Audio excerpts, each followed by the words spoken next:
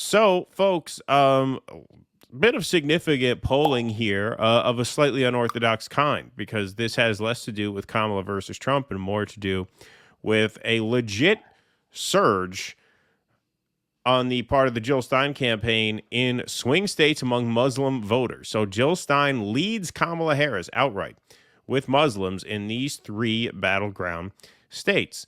Vice President Kamala Harris's Muslim problem hasn't been solved as early voting begins, and it could be enough to doom her in crucial swing states. New polling of American Muslims shows the Democratic presidential nominee has yet to consolidate the demographic, and a surprising spoiler is more than holding her own in some battlegrounds.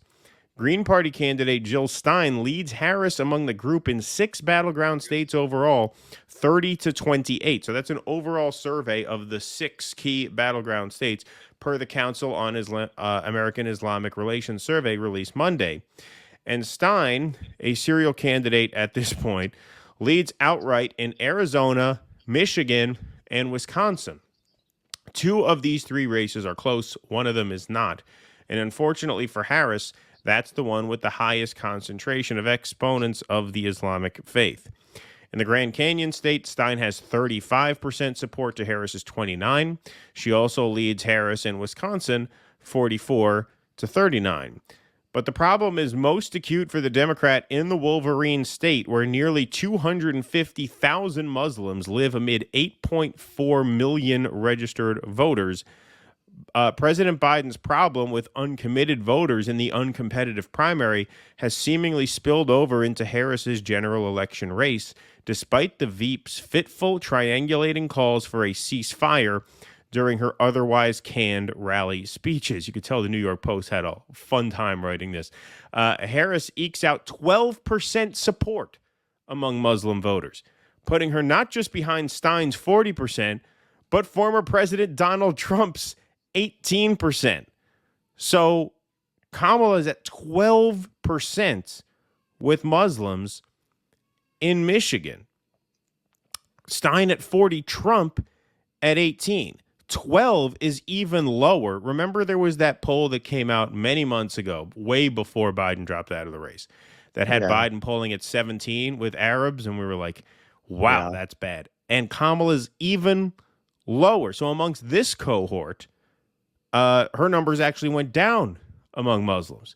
Now, amongst the PMC commentariat cohort, like Kyle and Crystal, they switched to Kamala once the Democrats switched to Kamala. But she's actually faring worse than Biden amongst Muslim voters. This doesn't surprise me at all, because the last day of the march, I wish I had asked the question all through, but I started to ask people who they were going to vote for, if anybody, and every single one of them said Jill Stein. None of them said they weren't voting. Certainly none of them said Kamala. None of them said Trump. Jill Stein, Jill Stein, Jill Stein. This is totally consistent with that experience. Every person I asked said Jill Stein who was protesting. Incredibly, given Trump spent years arguing for a total and complete shutdown of Muslims entering the United States, his second place in Michigan isn't his best showing with the group. Trump accomplishes that in Nevada, where his 27% is essentially a dead heat with Harris's 29, with Stein taking 13. So Kamala is struggling everywhere amongst Muslims. Muslims are not a monolith either. The data reveal different backing based on age group, and that may have provisional good news for Harris with higher propensity voters. The vice president has roughly a third of support across the entire sample among voters 50 and older, but Stein is no slouch, with a third among those 30 to 39 years of age and a third in her own right among senior citizens. Trump takes a sixth of support among 30-something Muslims. Minor candidates Cornel West and Chase Oliver are non-factors with Muslims, tracking with their performance outside that demographic.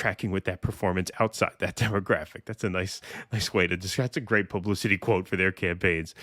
They are failing with this cohort as they are across the board. You know, man, honestly, when I saw him in Chicago, man, he doesn't even really have an entourage. Yeah, he's just basically out there on his own. Yeah. I think he got in a lift or something. Yeah, that's right. You followed him to the car there. Over the entire Muslim American sample, Stein holds her own with Democrats and independents with 32% of support among Dems. So among Democratic Muslims, she's at 32%. Registered Democrat Muslim voters compared to 33 for Harris and 30% among independents compared to 32 for the Veep. So almost no difference there between registered Democrats and independents.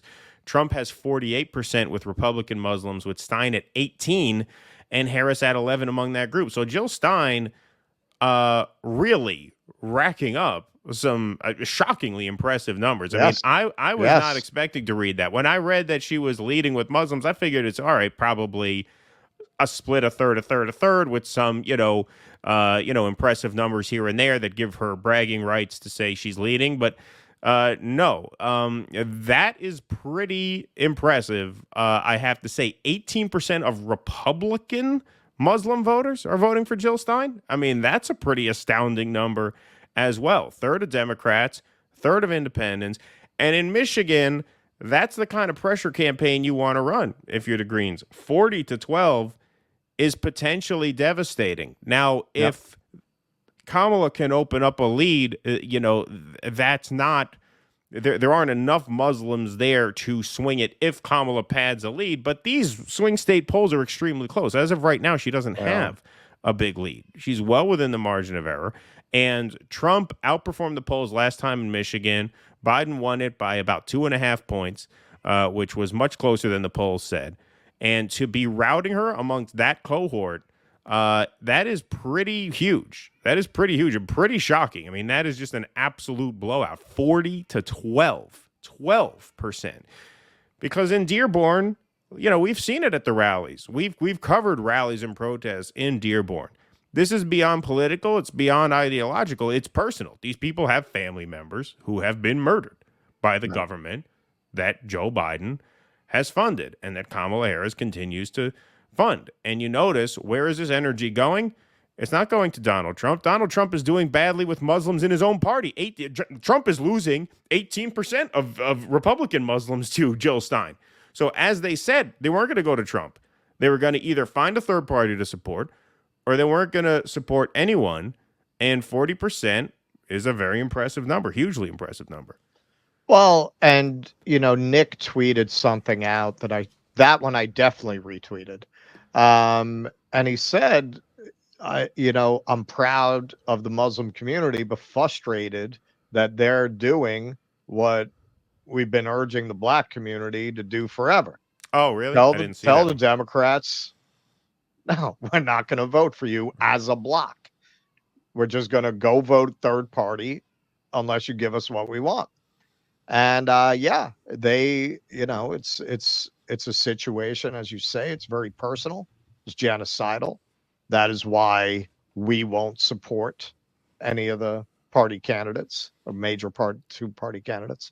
And all the more so if you're Muslim with family in that region. What have the Democrats done for you? Kamala has emphatically gone on stage and said, nothing will fundamentally change, in essence. In essence, yes. In essence. We are going to keep sending weapons. We're for a two-state solution. That was something else I sent you. There was a good video going around of a guy showing presidents since Truman talking about the two-state solution.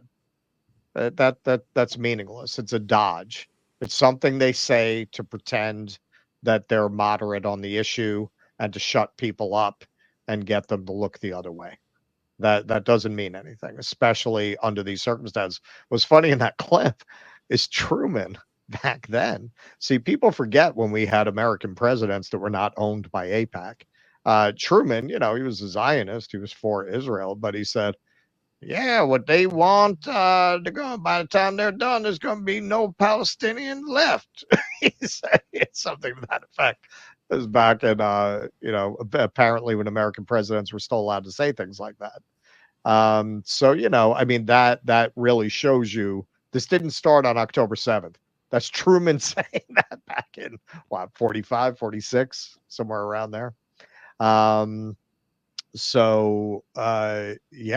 it's good for them that they're taking it to this. And That's what the pod save people were saying that in response to when I said, some Muslims feel better to teach the Democrats a lesson. They say, oh, that's cute. They think there's going to be another election if Trump Right. gets Yeah. Yeah. elected.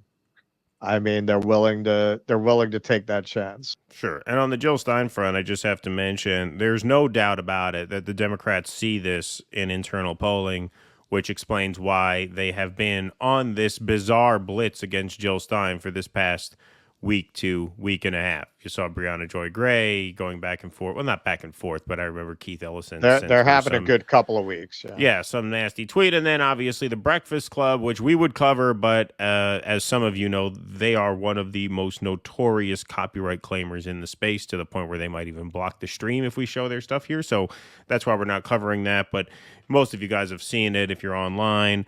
Yeah, AOC, obviously, going at Jill Stein, both in her little Instagram live videos and on X, because they are proving to be a real threat in a critically important swing state.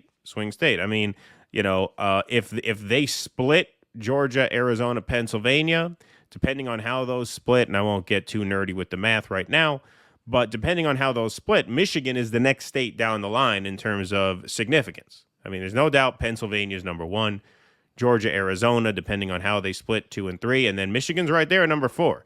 And all of these swing states are very close, very, very close, to the point where that kind of deficit amongst Muslim voters could very well cost you that state. And Shama Sawant, when we talked to her last, was not shy. She said, our intention is to cost Kamala Harris the state of Michigan. She put that in no uncertain terms. Yep. Right? Yep. They're not being bashful about what their goals are. Their goals are to boycott the ticket and to tank the ticket. And there's no guarantee that they'll do that because, the Muslim population is not terribly large as a percentage of the overall statewide population. Michigan is a very populous state, where they say 250,000 out of 8 million voters. But in a close enough race, that can make a difference. If the race is close enough, Sure. and right now it looks like it can very probably be that tight, because you got Kamala out in front 1.5 points, but Trump outperformed the polls twice in that state. He made it a lot closer in 2020 than it should have been. And so, yeah, I mean, it could all come down to that. That's not an exaggeration. And what a statement that would make if on election night that ends up being the difference maker. Yeah, but I think we've seen over the years, at this point, the Democrats are such a wholly owned subsidiary of their donors and the military industrial complex and APAC. Even if they lose, they'll just double down. Oh, yeah, no, I'm not They'll just saying it's double going down. Their people in the media will just demonize Jill Stein and her voters again. And they'll just keep taking the money. It's like Jimmy always says, they're paid to lose. Of course. No, I'm not saying it's going to force any introspection on their part. I'm just saying what a statement that is. Oh, yeah, Like, absolutely. what a statement that is. Well, Yeah. and that's something that I think this is how Shama's thinking tactically to organize off the fallout from that. Right. Exactly. Yep. Because blame is another word for credit, as we say here. Yep. It's not blame. When they blame you, they're giving you credit. Blame is what gives you power, right? So embrace it. Please clap.